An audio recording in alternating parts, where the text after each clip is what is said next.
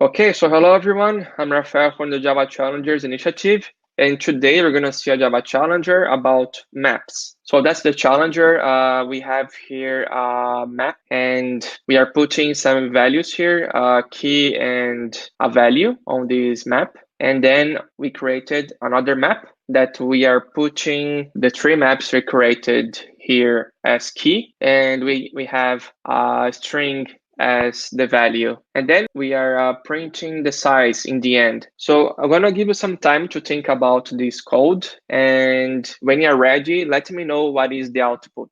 Okay, so are you ready? Yes, sir. Okay, so let's see what is the answer. Ta-da-da-da. Oh, it's one.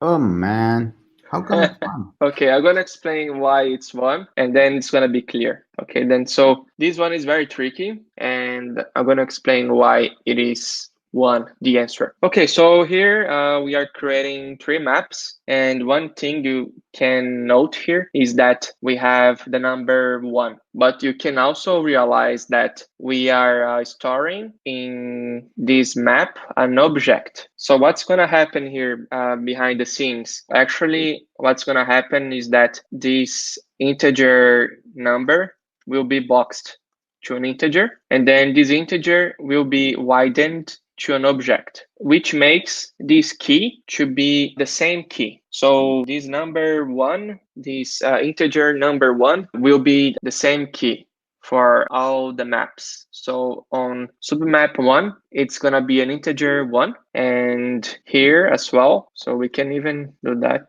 Yeah, so the first thing you can note here is that the keys are the same for the three maps. And here on the main map, we're gonna add those three submaps to the key. And remember that the put method will be executing the equals and hashcode method. So if the key of the hash map is the same, if we add another element here, it's gonna just replace. So as we have the same key and the same value, those submaps, they are all equals. But if we change here the description, for example, they wouldn't be equal anymore. That would change the result. It would be 3. So that's the key for this challenger, is because the key of the map will do the check with the equals method. So we can even do that just to make it more clear. Submap 1 equals to submap 2, and submap 3 equals to submap 2. So those two conditions will be true because even though they are different instances, their values are the same. So let's check here then. Yeah, as you can see, they are true. If we take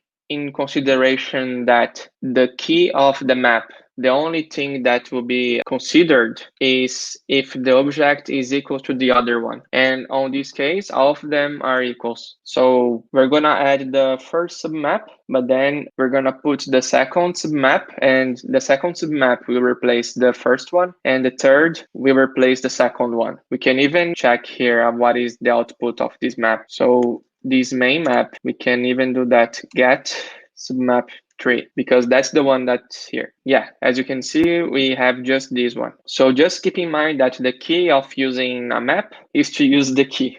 And the keys always will consider the equals and hashcode methods. If both of them are the same, doesn't matter if it is a new instance, if it is a different instance, what will be considered is always the equals and hashcode methods on the key. And if they are the same, the value will be replaced. So that's why on this challenger, we have just one element in this map, and we have just the crazy map tree. And that's it. Do you have any questions about this challenger, Farah? No, Rafa, I think I'm good for this challenge. Thank you. Okay, that's great. Okay, then, so thanks a lot, Farah. I'm gonna just stop sharing my screen. Okay, so that was the challenger about map.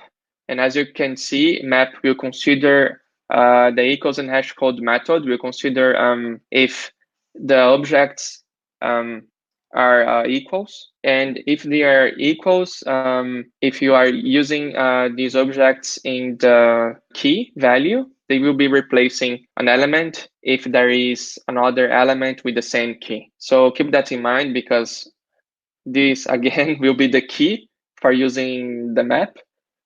And that's it for this challenger.